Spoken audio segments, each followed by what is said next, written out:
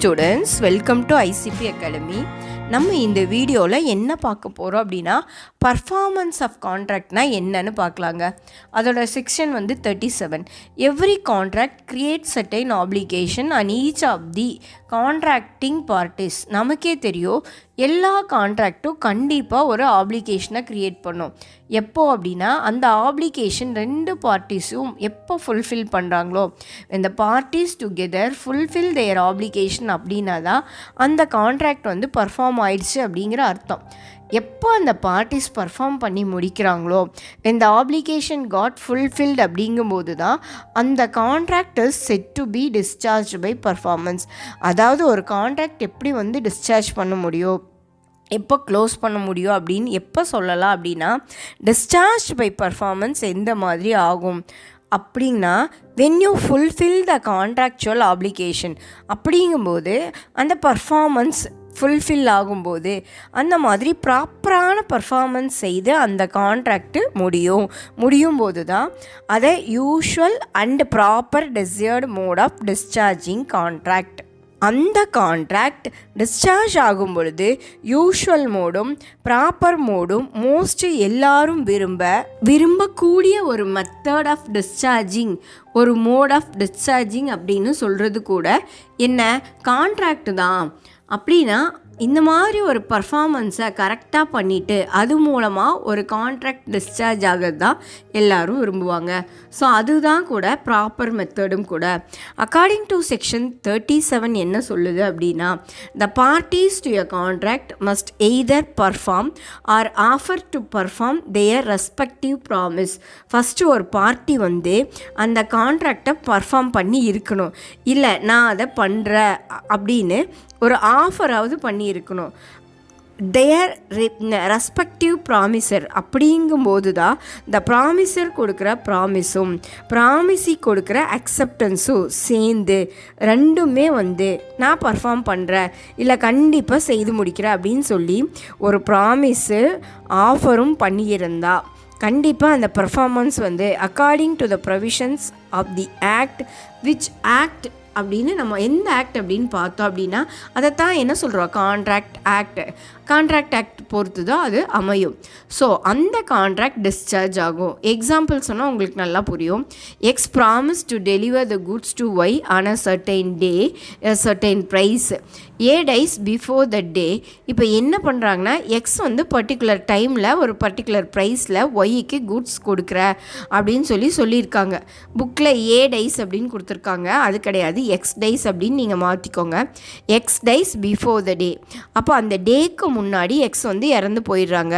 So அவங்களுடைய legal representative என்ன பண்ணணும் அப்படின்னா, கண்டிப்பாக அதே டேட்டில் அதே ப்ரைஸில் அந்த குட்ஸை டெலிவர் பண்ணி ஆகணும் ஒய்க்கு. இதுதான் இது என்ன அப்படின்னா performance of contracts. In case X இறந்த பிறகு எக்ஸோடைய ரெப்ரசன்டேட்டிவ் அதை நான் பண்ண மாட்டேன் அப்படின்னு சொன்னாங்க அப்படின்னா, we can definitely file a case against them. ஏன்னா பர்ஃபார்மன்ஸ் ஆஃப் கான்ட்ராக்ட் பண்ணுறதுக்காக நாம் அவங்க மேலே கேஸ் போட முடியும். X promise to paint a picture for Y by a certain day. இது ரெண்டாவது example. At a certain price of goods அப்படின்னா ரெப்ரசன்டேட்டிவ் வைத்து கொடுக்க சொல்லிடலாம். டேலண்ட் என்பது யாருக்கு மட்டும்தான் இருக்கோ, எக்ஸுக்கு மட்டும்தான் அந்த இடத்துல இருக்கும். எக்ஸ் ஒரு எக்ஸ் பெயிண்ட் பண்ணுறாங்க அப்படின்னா எக்ஸால் மட்டும்தான் அந்த பெயிண்டிங் டிசைனை பண்ண முடியும். அவங்களுடைய லீகல் ரெப்ரசன்டேட்டிவ்க்கு அந்த மாதிரி டேலண்ட் இருக்குமா அப்படின்னு சொன்னால் கண்டிப்பாக இருக்கும்னு நம்ம சொல்ல முடியாது. So that cannot be enforced பண்ண முடியாது. அவங்கக்கிட்ட என்ஃபோர்ஸ் பண்ணி அதே மாதிரி வரைஞ்சி கொடுங்கன்னு கேட்டு நம்ம வாங்க முடியாது. பை த ரெப்ரசன்டேட்டிவை எப்போவுமே ஒரு கான்ட்ராக்ட் இந்த மாதிரி இல்லாமல் இருந்துச்சுன்னா, பர்சனலாக ஒரு ஸ்கில்லு, டேஸ்ட்டு, ஹார்ட் ஒர்க்கு இது மூன்று இல்லாமல் மற்றபடி இருந்ததுன்னா ரெப்ரசன்டேட்டிவை நம்ம என்ஃபோர்ஸ் பண்ண முடியும் லீகலாக. ஆனால் எந்த ஒரு கான்ட்ராக்ட் இந்த மூணை பேஸ் பண்ணி, அதாவது ஸ்கில்லு, டேஸ்ட்டு, ஹார்ட் ஒர்க்கு இதெல்லாம் பேஸ் பண்ணி கான்ட்ராக்ட் போட்டிருந்தோன்னு வச்சுக்கோங்களேன், அந்த பர்சன் மட்டும்தான் என்ஃபோர்ஸ் பண்ண முடியும், பர்ஃபார்ம் பண்ண முடியும். லீகல் ரெப்ரசன்டேட்டிவை நாம் பர்ஃபார்ம் பண்ண சொல்ல முடியாது. இது ரொம்ப முக்கியமான ஒரு ஆஸ்பெக்ட், டைப் ஆஃப் பர்ஃபார்மன்ஸ். இந்த பர்ஃபார்மன்ஸை டைப்பாக டிவைட் பண்ணும்போது இட் மீன்ஸ் டீல் வித் அது வந்து செக்ஷன் 38 சொல்கிறாங்க. இந்த பர்ஃபார்மன்ஸ் அப்படிங்கிறது ஆக்சுவல் பர்ஃபார்மன்ஸ் ஆகவும் இருக்கலாம், அட்டம்ப்டட் பர்ஃபார்மன்ஸ் ஆகவும் இருக்கலாம். ஆக்சுவல் பர்ஃபார்மன்ஸ் என்பது வி ஆல் நோ அந்த இடத்துல இனிமேல் பர்ஃபார்ம் பண்ணுவதற்கு எதுவுமே இருக்காது, எல்லாமே பர்ஃபார்ம் பண்ணி முடிச்சிருப்பாங்க. ஸோ ஒரு கான்ட்ராக்ட் போடுறாங்க டெலிவரிங் கூட்ஸ் என்றால் அந்த கூட்ஸ் டெலிவர் ஆகி இருக்கும், அமௌண்ட் பே பண்ணியிருப்பாங்க, எல்லாமே முடிஞ்சிருக்கும், already contract has performed. So this is actual performance. Attempted performance அப்படின்னா என்ன அப்படின்னா some due the mood attempt the promiser in such case has to request the performance. எதுக்கு? ப்ராமிசர் வந்து ஆஃபரர் வந்து ஆஃபரிக்கிட்ட ரெக்வஸ்ட் பண்ணுறாங்க, இதை பண்ணி முடிச்சிடலாம் அப்படின்னு சொல்லி கேட்கும்போது இந்த இடத்துல அட்டெம்ப்ட் ஆகுது. If such offer of promiser is refused by the promisee is called attempted performance. Refuse பண்ணிட்டாங்க, இதுக்கு பேர் தான் attempted performance. This is also known as tender. Tender கொடுக்குறாங்க, நாம் அக்செப்ட் பண்ணும் என்கிற அவசியம் கிடையாது. அதாவது ஒரு அமௌண்ட்டு பிட் பண்ணியிருப்பாங்க இல்லைங்களா, அதை நம்ம அக்செப்ட் பண்ணுவோம். Or else we want accept. அந்த மாதிரி சொல்லும்போது just we made an attempt, கண்டிப்பாக பண்ணணும் என்கிற அவசியம் கிடையாது. அதை தான் செக்ஷன் 38 நமக்கு சொல்கிறாங்க. இந்த ப்ராமிசர் not accepted, the ப்ராமிசர் is not responsible. இப்பொழுது ஒரு ப்ராமிஸ் என்பதை அக்செப்ட் பண்ணலை அப்படின்னா, எக்ஸாம்பிள் பாருங்களேன், ஒரு ஏழை நடக்குது, அங்கே வந்து ஒரு 1 lakh ப்ரைஸ் கோட் பண்ணுறாங்கன்னு வச்சுக்கோங்களேன், அதை யாருமே அக்செப்ட் பண்ணல, அது பர்ஃபார்ம் பண்ண வேண்டிய அவசியமும் யாருக்கும் கிடையாது இல்லைங்களா. ஸோ அப்பொழுது வந்து கண்டிப்பாக வந்து அதை பர்ஃபார்ம் பண்ணியே ஆகணும் என்கிற கட்டாயம் நமக்கு கிடையாது. ஸோ ஒன்ஸ் அட்டெம்ப்ட் பண்ணிட்டா there is no compulsion to perform that. இந்த அட்டெம்ப்ட் அப்படிங்கிறது இந்த இடத்துல கைண்ட்ஸ் ஆஃப் அட்டெம்ப்டட் பர்ஃபார்மன்ஸ் அப்படின்னு கொடுத்துருக்காங்க. எந்த மாதிரியான கைண்ட்ஸ் அப்படின்னா 2 டைப்பில் இருக்குங்க.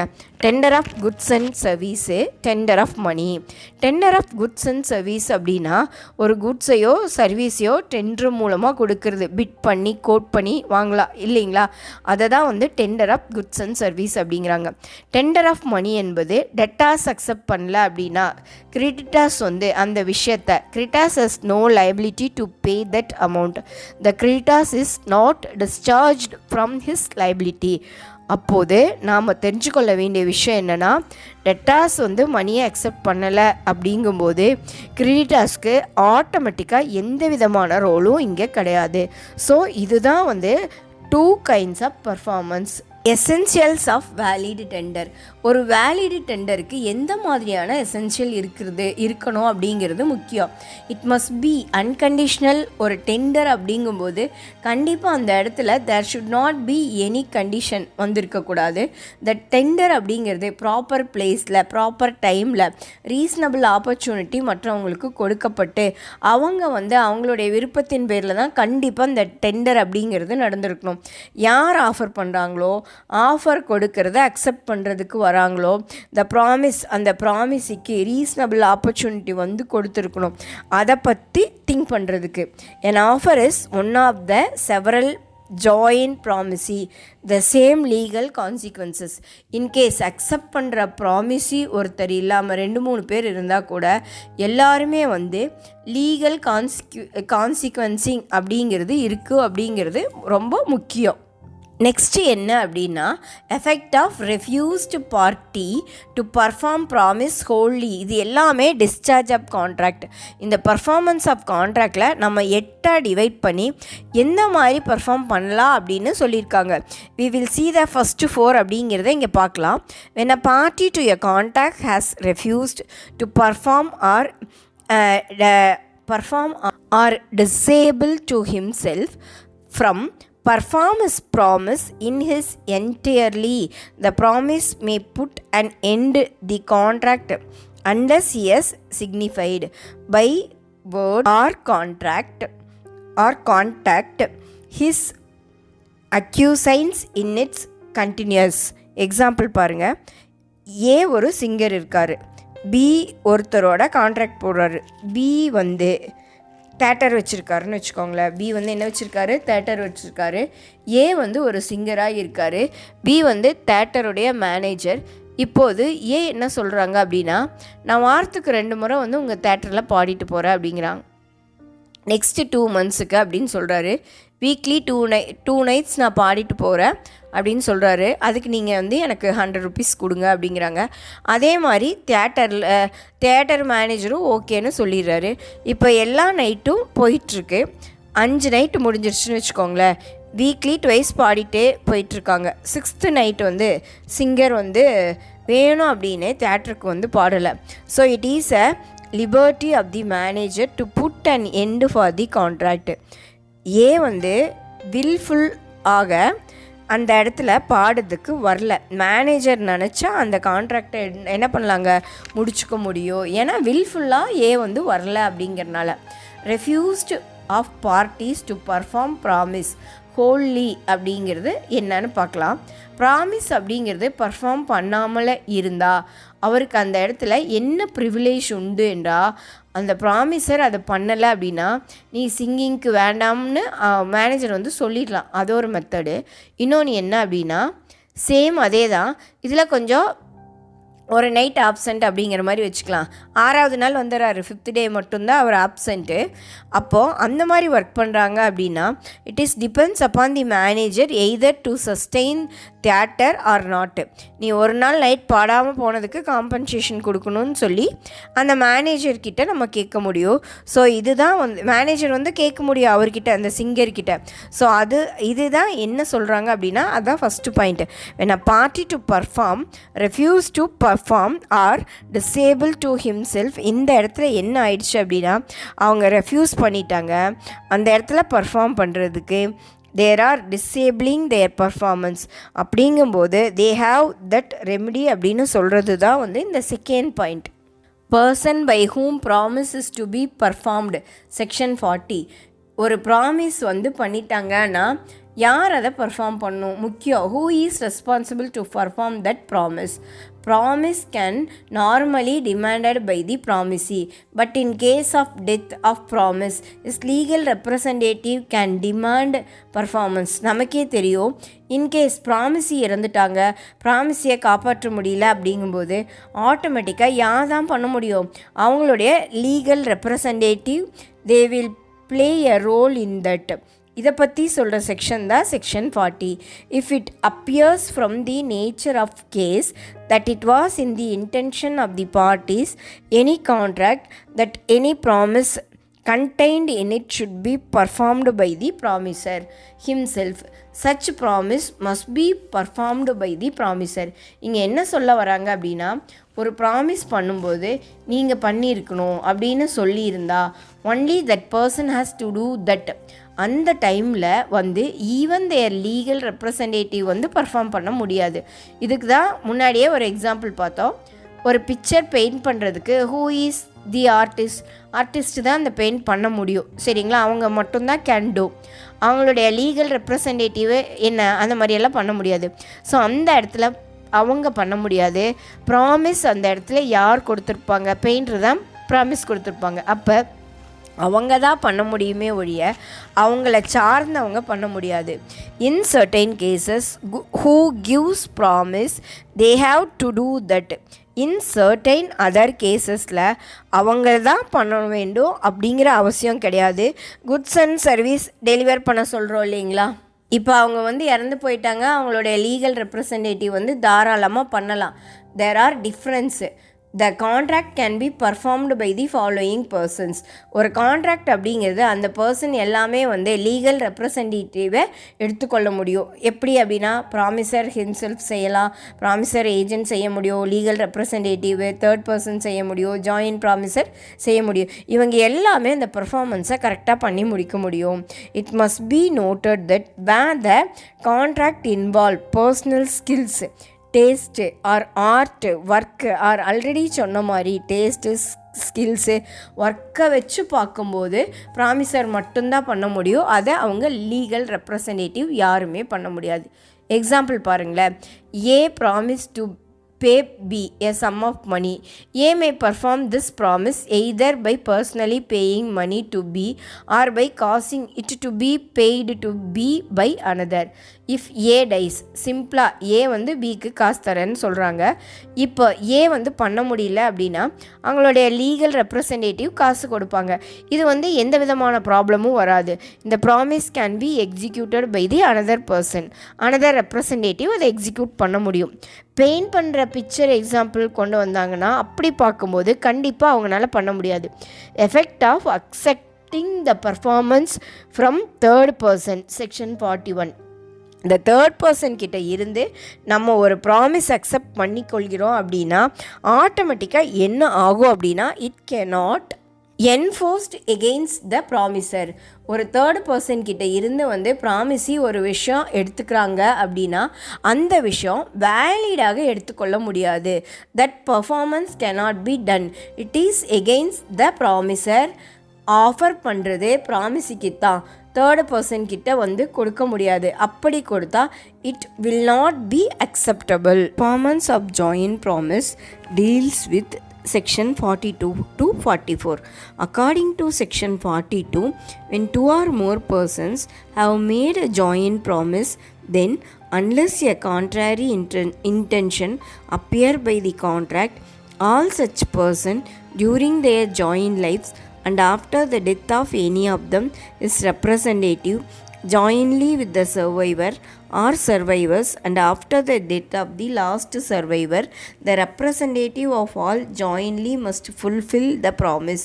என்ன சொல்ல வராங்க அப்படின்னா, இப்போ ஏபிசி 3 பேர் சேர்ந்து ஒரு ப்ராமிஸ் பண்ணியிருக்காங்க, ஒரு கான்ட்ராக்ட் போட்டாங்க. ஏ இறந்துட்டா, ஏபிசி 3 பேரும் சேர்ந்து இஜெட்டோட ஒரு கான்ட்ராக்ட் போட்டிருக்காங்க. இப்போ ஏ இறந்துட்டாரு அப்படின்னா பி கிட்ட கேட்பாங்க, பி இறந்துட்டாரு அப்படின்னா சி கிட்ட கேட்பாங்க, சியு இறந்துட்டாரு அப்படின்னா after the death of all the survivor அந்த contract shifted to legal representative. So அப்படி தான் நம்ம கான்ட்ராக்ட் போடுறோம். அது ஜாயின்ட் ப்ராமிஸாக போட்டால் கூட ஃபஸ்ட்டு எல்லா சர்வைவரும் இருக்கிற வரைக்கும் தே வில் டேக் கேர். அவங்க இறந்ததுக்கப்புறம் அப்படியே promise will shift on the shoulder of legal representative. அப்போ பர்ஃபார்மன்ஸ் ஆஃப் ஜாயின்ட் ப்ராமிஸ் தான் எல்லாமே சேர்ந்து பண்ணுறது. பர்ஃபார்மன்ஸ் ஆஃப் ஜாயின்ட் ப்ராமிஸ் அப்படிங்கிறது வந்து எல்லாமே சேர்ந்து பண்ணுறது. லீகல் ரெப்ரசன்டேட்டிவ் வந்து ரோல் ப்ளே பண்ண மாட்டாங்க அப்படிங்கிற அர்த்தம் கிடையாது. They will also play an important role அப்படிங்கிறது வந்து ரொம்ப முக்கியம். Joint liability will devolve over them. So all the person jointly liable. Fourth point என்னன்னா, any one of joint promisor may be completed to perform. அப்போ அந்த மாதிரி joint promise பண்ணும்பொழுது any one of them ABC இருக்காங்க இல்லைங்களா, அந்த 3 பேரில் யார் வேண்டுமானாலும் கம்பல் பண்ணி என்ன பண்ணலாம் அப்படின்னா ஒரு ப்ராமிஸ் அப்படிங்கிறது செஞ்சு கொள்ள முடியும். The joint promisor do not perform their liabilities section 43 comes in to the picture. இங்கே ஜாயின்ட் ப்ராமிசர் 3 பேரும் சேர்ந்து ப்ராமிஸ் பண்ணுறாங்க. ஏபிசி அவங்களால அதை பண்ண முடியலை. அப்படிங்கும்போது இந்த செக்ஷன் 43 கம்ஸ் இன்சைட். செக்ஷன் 43 என்ன சொல்லுவாங்க அப்படின்னா, when two or more persons make a joint promise, 3 பேரும் சேர்ந்து ஒரு joint promise பண்ணியிருக்காங்க. in the absence of agreement, expressed agreement to the contrary, compel any one of them joint promiser அப்படின்னு சொல்கிறாங்க. ABC 3 பேரும் சேர்ந்து ஒரு கான்ட்ராக்ட் போடுறாங்க. அப்போ கான்ட்ராக்ட் போடும்போது அக்ரிமெண்ட்டில் வந்து இவங்க கிட்ட தான் கேட்கணும், பி கிட்ட தான் கேட்கணும் அப்படிங்கிற மாதிரி அக்ரிமெண்ட்டில் மென்ஷன் பண்ணாமல் இருந்திருந்தாங்க. அப்படிங்கிற பட்சத்தில் இந்த ப்ராமிஸ் யார்கிட்ட வேணும்னாலும் கேட்கலாம். பர்ஃபார்மன்ஸ் பண்ண சொல்லி ஏ கிட்ட கேட்கலாம், பி கிட்ட கேட்கலாம், சி கிட்ட கேட்கலாம். கம்பல் பண்ண முடியும், காசு வேணும்னு கேட்க முடியும். இந்த விஷயத்த சொல்கிறது வந்து section 43. It is divided into 2ஆக சொல்லியிருக்காங்க. அது வந்து 2ஆக பிரிஞ்சிருக்கு. ஃபஸ்ட்டு வந்து என்னென்னா, each promisor may compel contribution. எந்த ப்ராமிசர் வேண்டும்னாலும் கம்பல் பண்ணி கான்ட்ரிபியூஷன் பண்ண சொல்லி கேட்கலாம். Each promisor may compel contribution சொல்லியிருக்கோம். ABC jointly promise to pay 3000 to D. ABC 3 பேருமே சேர்ந்து டிக்கு 3000 கொடுக்கணும். அப்படின்னு சொல்கிறாங்க. அப்போது டி வந்து யார்கிட்ட வேணாலும் மணி கொடுங்கன்னு கேட்கலாம். ஏ கிட்ட கேட்கலாம், பி கிட்ட கேட்கலாம், சி கிட்ட கேட்கலாம். பிகாஸ் இவங்க வந்து என்ன ஜாயின் ப்ராமிசர், யாரை வேணாலும் கம்பேர் பண்ணி பேசிக்கலாம். Default in contribution if anyone or two or more joint promisor make default in such contribution. அந்த மாதிரியான கான்ட்ரிபியூஷன் பணத்தை கொடுக்கும்போது எனி கான்ட்ரிபியூஷன் செய்யும்போது ஏதாவது டிஃபால்ட் நடந்துட்டா அப்படின்னா ரிமைனிங் ஜாயின் ப்ராமிசர் இப்போ ஏ வந்து ஏதாவது மிஸ்டேக் பண்ணிட்டார் அப்படின்னா பேலன்ஸ் இருக்கிறவங்க கண்டிப்பாக அந்த விஷயத்தை செஞ்சு முடிக்கணும். இதுதான் என்ன அப்படின்னா ஜாயின் ப்ராமிசருடைய வேலையே இதுதான். எக்ஸாம்பிள் பார்த்தா உங்களுக்கு புரியும். A, B and C are under a joint promise to pay D 3000 rupees டிக்கு கொடுக்கணும். C is unable to pay, அவர்னால பணம் பே பண்ண முடியல. ஏ இஸ் கம்பல் பண்ணி ஏ வந்து பே பண்ணிடுறாங்கன்னு வச்சுக்கோங்க. ஏ வந்து பி கிட்ட இருந்து அந்த பணத்தை திரும்பி வாங்கிக்கலாம். ஏன்னா 3 பேரும் சேர்ந்து தான் அந்த அமௌண்ட் அப்படிங்கிறது தரேன்னு சொல்லியிருக்காங்க.